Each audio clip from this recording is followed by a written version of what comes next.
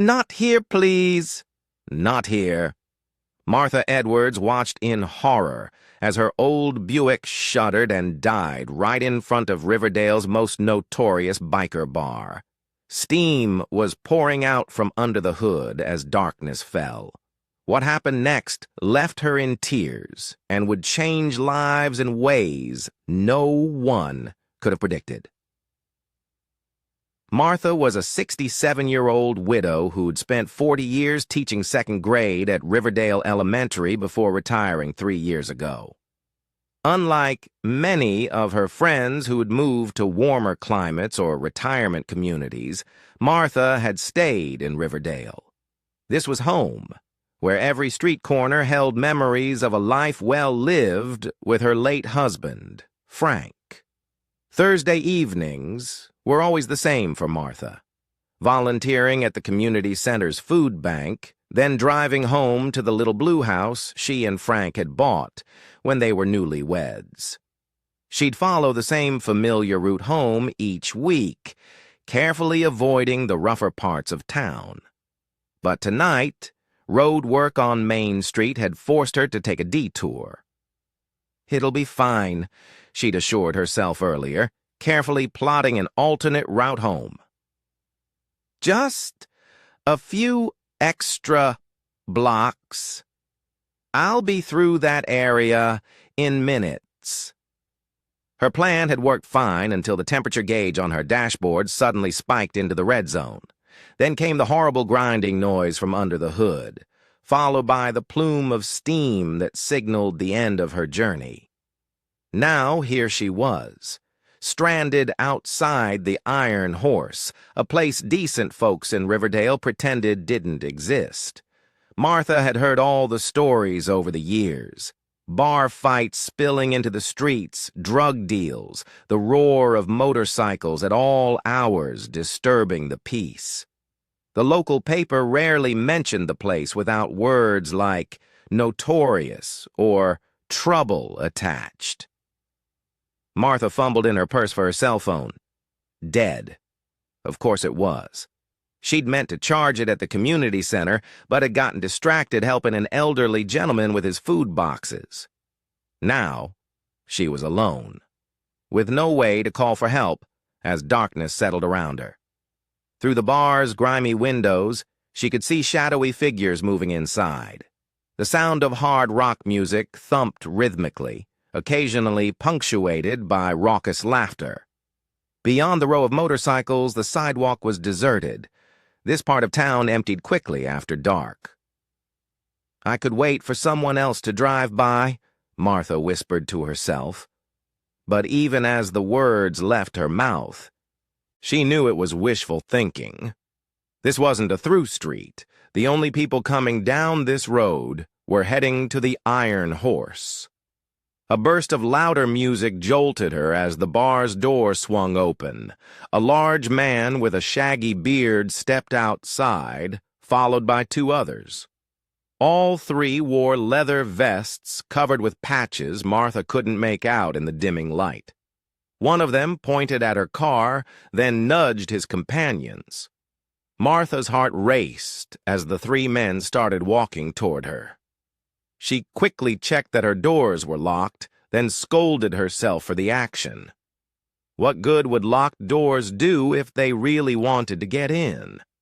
A tap on her window made her jump. The largest of the three men, bearded with tattooed arms, visible beneath a leather vest, was gesturing for her to roll down her window. "You all right in there, ma'am?" His voice was muffled through the glass. Martha hesitated, then lowered her window a cautious inch. "My car broke down," she said, hating the slight tremor in her voice. "My phone's dead. I was just figuring out what to do next." The man nodded, glancing at the steam still rising from her hood. "Mind if I take a look? I'm pretty good with engines." Before Martha could respond, a second man leaned into view.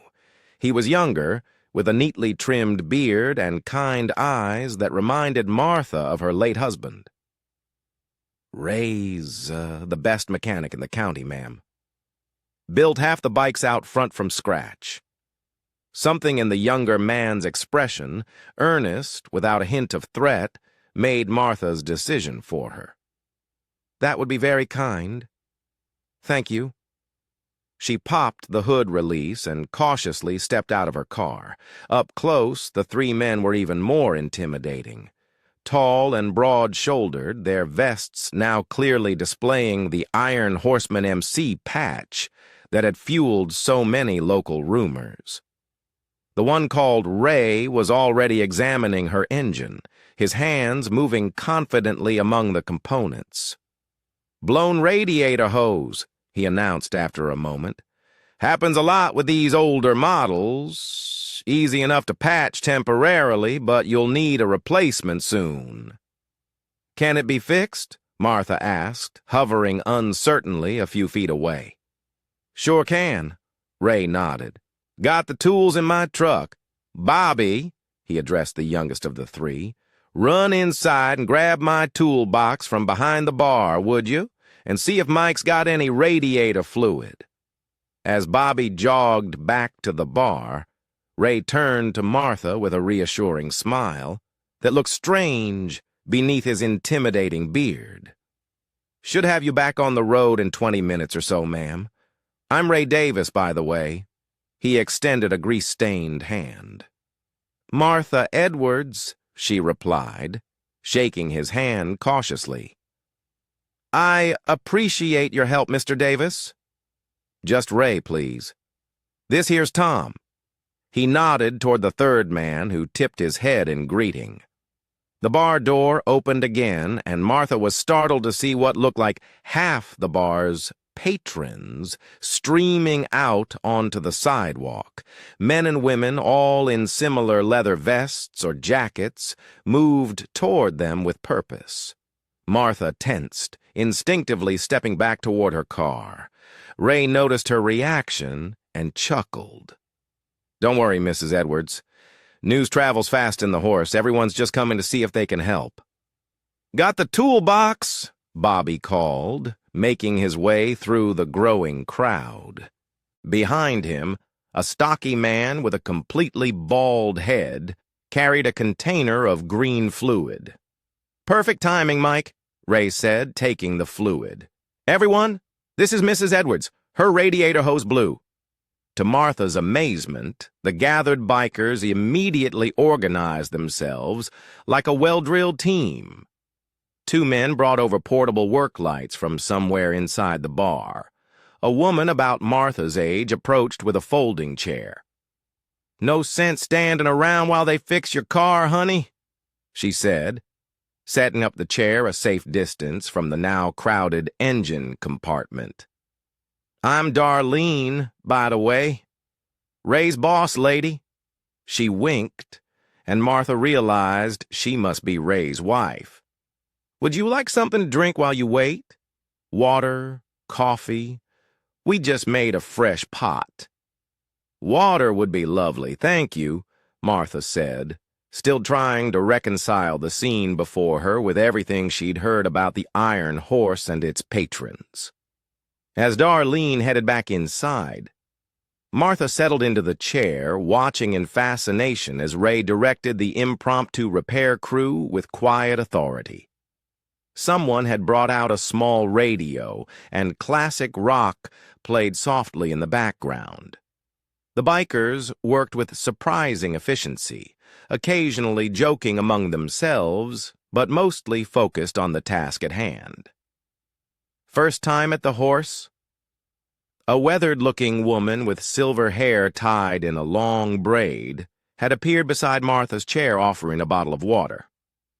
"Yes," Martha admitted, accepting the water gratefully. "I wasn't expecting all this." She gestured at the helpful crowd. The woman laughed. "I bet. Name's Carol. Been riding with the Iron Horsemen for 20 years now. Most folks have us all wrong." "I'm starting to see that," Martha said honestly. Carol settled onto an overturned milk crate next to Martha's chair. Most of us are just regular people who love motorcycles and the freedom of the road. Ray over there works at the Harley dealership in the daytime. Bobby's a nurse at County General. I retired from teaching at Riverdale High last year. You taught at Riverdale? Martha straightened in surprise. I taught second grade at the elementary school for 40 years. No kidding. You must be that Mrs. Edwards. Carol's face lit up. My son had you back in '98. Jason Reynolds, scrawny kid. Always had his nose in a book. Jason, Martha exclaimed, memory clicking into place. Of course. He wrote that wonderful poem about his grandfather's farm that won the county competition. From there, the conversation flowed easily. Martha learned that many of the Iron Horsemen were veterans, tradespeople, or held regular jobs. They weren't the dangerous outlaws she'd imagined, but a tight-knit community drawn together by their love of motorcycles and the sense of brotherhood it fostered. Almost done, Mrs. Edwards, Ray called over, wiping his hands on a shop rag. Just letting the engine cool a bit before we finish up. Should be good as new in about 10 minutes. Martha nodded her thanks, then turned back to Carol. I really can't thank you all enough. I don't know what I would have done if... A sudden commotion near the bar's entrance interrupted her. Martha looked over to see a young woman hurrying toward Ray, phone clutched in her hand. Ray's expression changed instantly as he took the phone, stepping away from the group to talk. Even from a distance, Martha could see the worry etching deep lines into his face. Everything okay? Martha asked Carol quietly. Carol's previously cheerful expression sobered. That's Lisa, Ray's daughter-in-law, probably calling about little Mike. Little Mike? Ray's grandson, Carol explained, her voice lowering. 8 years old and fighting leukemia. Been in and out of treatment for the past year. Ray's son, Big Mike, works offshore on an oil rig to cover the medical bills, so Ray and Lisa share care duties. Martha's heart sank. That's terrible. Is there anything they can do for him? There's a treatment they're trying to get him into. Some new protocol that's showing real promise for his type of leukemia. The problem is insurance won't cover it since it's still experimental. They're about $8,000 short, and the treatment slot opens next month. Martha watched as Ray handed the phone back to Lisa. His shoulders slumped. He said something Martha couldn't hear, then straightened himself visibly before returning to the car. Everything okay? Bobby asked, concerned. Fine, Ray said firmly, but Martha could hear the strain beneath the word. Just a small fever. Lisa's got it under control.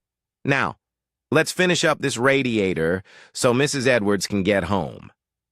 True to his word, the car was running again 10 minutes later. The temporary patch on the hose looked professional, and Ray had topped off her radiator fluid. This will get you home safely, he explained, closing the hood with a solid thunk. But you'll want to get a permanent replacement in the next few days. Old hoses like these tend to break down all at once. I don't know how to thank you, Martha said, genuinely moved by the unexpected kindness she'd received. Please let me pay you for your time and the materials. Ray waved away her offer immediately. Wouldn't dream of it, ma'am. Glad we could help. At least let me contribute to your club fund or something, Martha insisted, opening her purse. It's only right. Tell you what, Ray said with a kind smile. Next time you're at that community center, help someone extra. That's payment enough for us. As the gathered bikers began dispersing back to the bar, Martha impulsively grabbed a pen and notepad from her purse. Let me give you my number. she said, scribbling it down. "In case you ever need anything, it's the least I can do." Ray seemed surprised, but accepted the paper with a nod of thanks. Martha climbed into her now functional car, waving goodbye to Carol and Darlene, who'd come back outside to see her off. As she pulled away from the Iron Horse, the group of bikers who'd helped her stood watching, making sure she got safely on her way. Martha's mind was racing as she drove the remaining blocks to her home. Everything she thought she knew about the Iron Horse and its patrons had been turned upside down in a single evening, and the story about little Mike. She couldn't stop thinking about that brave little boy and his family's struggle. By the time she pulled into her driveway, Martha had made a decision. The next morning found Martha in the church office, speaking earnestly with Pastor Jim, the leader of her congregation for the past 15 years. "I'm telling you, Jim, they were nothing like what we've heard. They helped me without hesitation, refused payment, and they're dealing with this terrible situation with their little boy." Pastor Jim leaned back in his chair, regarding Martha with mild skepticism. "I don't doubt your experience, Martha. But the Iron Horse has a reputation for a reason. There have been incidents over the years." "Maybe so," Martha conceded. "But the people I met last night were kind, decent folks who helped a stranger in need. Isn't that what we preach about every Sunday? Looking beyond appearances to see the heart?" The pastor sighed, knowing when he was beaten. Martha Edwards had taught half the town's children and commanded respect throughout the community. "What exactly are you proposing?" "A fundraiser," Martha said promptly, "for little Mike's treatment. Our church has the resources to organize it quickly. We could hold it in 2 weeks. That's enough time to spread the word, but still meet their deadline." By that afternoon, Martha had assembled a small committee of church members willing to help. Not everyone was enthusiastic about supporting a family associated with the notorious biker bar, but Martha's determination wore down the resistance. "If you could have seen their faces when they talked about that little boy," she told her friend Eleanor, who'd initially objected. "They're just people trying to save their child, no different than any of us would be." Over the next few days, Martha threw herself into organizing the fundraiser with the same energy she'd once devoted to her classroom. She collected donations for a silent auction, arranged for food, and personally visited local businesses to request contributions. By the end of the week, the event was taking shape nicely, but something was still bothering her. "I haven't told them yet," she admitted to Pastor Jim during their planning meeting. "I'm worried they'll refuse the help out of pride." "You need to let them know, Martha," he advised. "This isn't just about the money. It's about building bridges in our community." Martha knew he was right. That evening, she drove back to the Iron Horse, steeling herself, as she parked in the same spot where her car had broken down the week before. The bar looked different in the early evening light, less intimidating somehow, though the line of motorcycles out front was just as impressive. Taking a deep breath, Martha pushed open the heavy wooden door and stepped inside. The interior of the Iron Horse was a surprise. Rather than the dingy dive bar she'd expected, she found a well-maintained space with a long, polished bar running along one wall. Historic photographs of motorcycles and riders covered another wall, while a small stage in the corner suggested live music was a regular feature. The lighting was low but not gloomy, and the music playing was classic rock at a reasonable volume. Several heads turned as Martha entered, and she recognized a few faces from the night of her breakdown. Carol spotted her from a table near the back and waved her over. "Mrs. Edwards, what brings you back to our humble establishment? Car trouble again?" "No, thank goodness," Martha smiled, settling into the chair Carol offered. "I was actually hoping to find Ray." "Is he here tonight?" "In the back office doing the books," Carol replied, gesturing toward a door behind the bar. "Want me to get him for you?" "If you wouldn't mind. I need to speak with him about something important." While Carol went to fetch Ray, Martha tried to ignore the curious glances from the other patrons. She must have looked as out of place as she felt, a silver-haired woman in sensible slacks and a cardigan, clutching her handbag like a shield. A moment later, Ray emerged from the back, looking surprised but pleased to see her. "Mrs. Edwards, everything okay with your car?" "The car is fine, thanks to you," Martha assured him. "I was wondering if we could speak privately for a moment. It's about something important." Ray led her to a quiet corner booth, concern evident on his face. "Is everything all right?" "Everything's fine," Martha said quickly. "Actually, I came to talk to you about little Mike." Ray's expression immediately closed off. "What about him?" "I heard he needs a special treatment that insurance won't cover," Martha said gently. "And that your family is having trouble raising the remaining funds." Ray's jaw tightened. "With all due respect, Mrs. Edwards, that's a private family matter." "Who told you about that?" "It doesn't matter," Martha said. "What matters is that our church wants to help. We're organizing a fundraiser for little Mike. Everything's arranged. Silent auction, bake sale, donation drive. It's happening a week from Saturday." For a long moment, Ray just stared at her. When he finally spoke, his voice was carefully controlled. "I appreciate the thought, Mrs. Edwards, but we don't need charity. We take care of our own."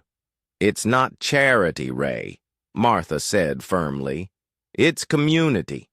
You helped me when I needed it, no questions asked. Now it's my turn to help you. That's how communities work. We look out for each other." "You don't even know us," Ray protested, though Martha could hear his resolve weakening. "I know enough," she said simply. "I know you're a grandfather fighting for his grandson's life. I know you stopped to help a frightened old woman when you didn't have to. That tells me everything important about who you are." Ray looked away, visibly struggling with his pride. "It's a lot of money." "It's only money," Martha countered. "And there's a lot of it in this town. People just need a good reason to share it." After what seemed like an eternity, Ray nodded slowly. "All right. For little Mike, I'll accept the help, but I want to contribute something in return. Maybe the club could provide security for your event or help with setup and cleanup." Martha beamed. "I think that's a wonderful idea. In fact," she hesitated, then plunged ahead with the idea that had been forming in her mind. "What would you think about hosting the fundraiser here at the Iron Horse?" Ray's eyebrows shot up. "Here? You want to bring your church group to a biker bar?" "Why not?" Martha asked. "It would be meaningful. Two parts of our community coming together for a good cause. Plus, it would give people a chance to see this place as it really is, not as they imagine it to be." The fundraiser held 2 weeks later at the Iron Horse exceeded everyone's expectations. The Iron Horsemen had transformed their bar into a proper event space, with colorful decorations and tables laden with donated items for the silent auction. The bikers themselves had cleaned and polished every surface until the place gleamed. Martha's church friends arrived tentatively at first, clearly uncomfortable in the unfamiliar surroundings, but as the evening progressed, the initial awkwardness gave way to genuine connection. Carol and Eleanor discovered a shared passion for quilting. Pastor Jim and Tom, the biker who'd first helped Martha, both turned out to be Vietnam veterans and spent an hour swapping stories in a corner booth. Little Mike himself made an appearance, a brave 8-year-old with a thin face but bright, curious eyes. He moved through the crowd in a wheelchair, pushed by his mother, Lisa, charming everyone he met with his questions and observations. "He looks just like Ray around the eyes," Martha commented to Darlene as they watched the boy examining a model motorcycle someone had donated for the auction. "Got his grandfather's spirit, too," Darlene agreed. "Stubborn as they come. Won't quit fighting no matter how tough it gets." By the end of the evening, the fundraiser had collected nearly $12,000, far exceeding the $8,000 they had hoped for. The extra money, Ray decided, would go toward a fund for other families facing similar struggles with childhood cancer. As the last guests departed and the cleanup began, Ray found Martha sitting quietly at the bar, looking tired but satisfied. "I don't know how to thank you," he said, his voice rough with emotion. "What you did for little Mike, for all of us." "You already thanked me," Martha reminded him, "the night my car broke down. This is just me returning the favor." Ray shook his head in wonder. "When your car died right in front of our place, I thought you were going to have a heart attack from fear. Never imagined we'd end up here." Martha laughed softly. "Life has a way of surprising us, doesn't it? Sometimes our breakdowns lead us exactly where we need to be." The friendship between Martha Edwards and the Iron Horsemen continued long after little Mike began his treatment. The fundraiser became an annual event, benefiting a different child in need each year. Martha became a regular visitor at the Iron Horse, often bringing baked goods or simply stopping by to chat with her new friends.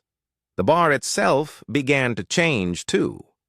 As word spread about the fundraiser and the true nature of its patrons, the Iron Horse gradually shed its notorious reputation.